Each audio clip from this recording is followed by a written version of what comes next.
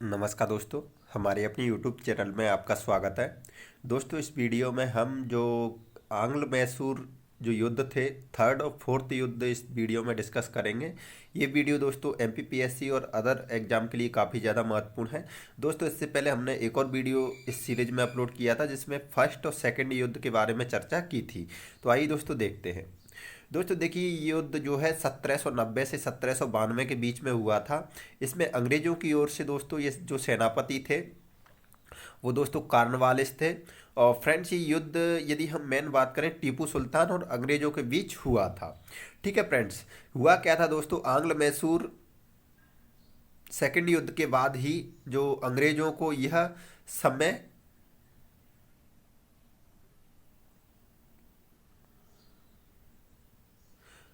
अंग्रेजों को दोस्तों ये समझ आने लगा कि मैसूर को जो है समाप्त करना आवश्यक है। दोस्तों, इसका जो कारण था, कारण ये था कि जो मैसूर की जो सेना थी उसकी ट्रेनिंग यानी कि प्रशिक्षण जो है फ्रांसीसियों द्वारा किया जा रहा था। साथ में ही दोस्तों जो अस्त्र शस्त्र का विकास भी कर रहे थे।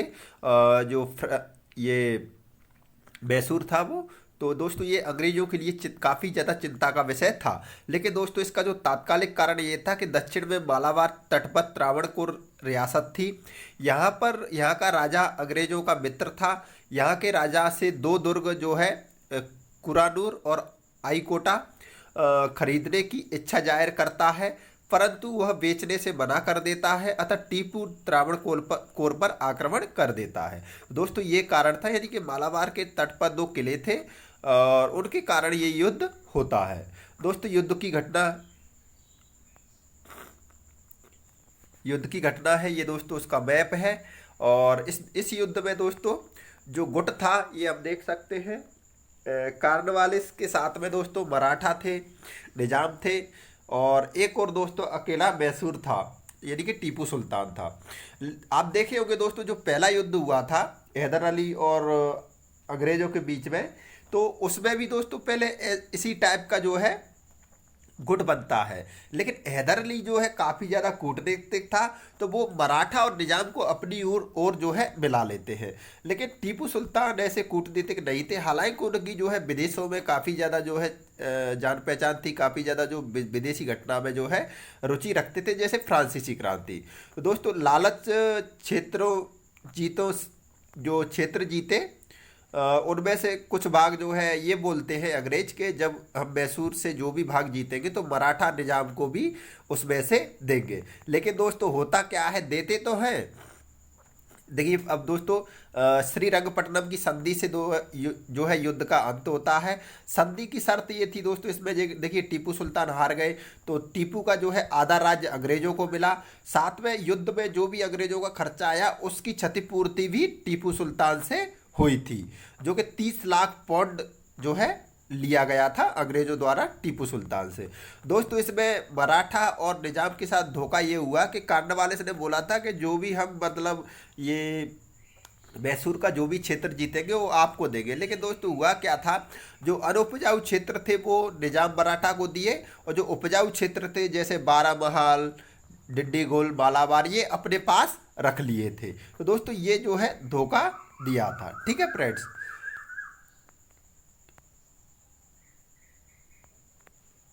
और दोस्तों उसके बाद में मैसूर का जो बंटवारा ऐसा किया कि वो जिस मतलब साइड से जिस राज्य से लगता था, जैसे यदि हैदराबाद से लग रहा है तो हैदराबाद को दे दिया उसका एरिया, कुछ मद्रास से लग रहा है तो मद्रास को दे दिया, त्रावणकोर था जो आज का केरला है उसको दे दिया, थोड़ा मराठाओं को भी दे दिया। लेकिन कौन सा एरिया दिया था मैंने आपको बताया, अनउपजाऊ। ठीक है।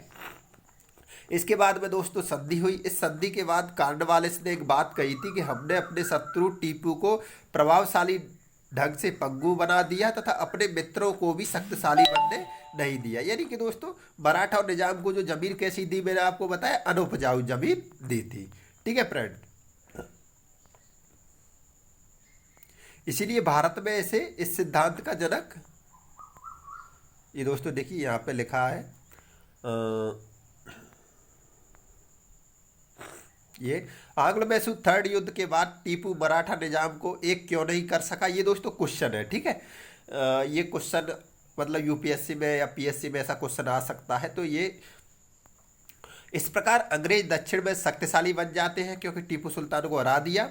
और कॉर्नवालिस के बाद जॉन शोर गवर्नर बनता है और इसने मैसूर के प्रति हस्तक्षेप की नीति अपनाई, यानी कि उसने जैसी स्थिति वैसी ही रहने दिया गया। इसीलिए भारत में इसे इस सिद्धांत का जनक कहते हैं। बाद में इसी सिद्धांत को जॉन लॉरेंस जो है अफगानिस्तान के संदर्भ में भी लागू करता है। अब दोस्तों आंग्ल मैसूर फोर्थ युद्ध, दोस्तों इसकी जो तारीख है 1799 में ये युद्ध हुआ था। इसका दोस्तों जो उद्देश्य था, अंग्रेजों का उद्देश्य दक्षिण में मैसूर को समाप्त करके मराठा और निजाम को अपने अधीन करना, ताकि बिना किसी बाधा के व्यापार कर सके।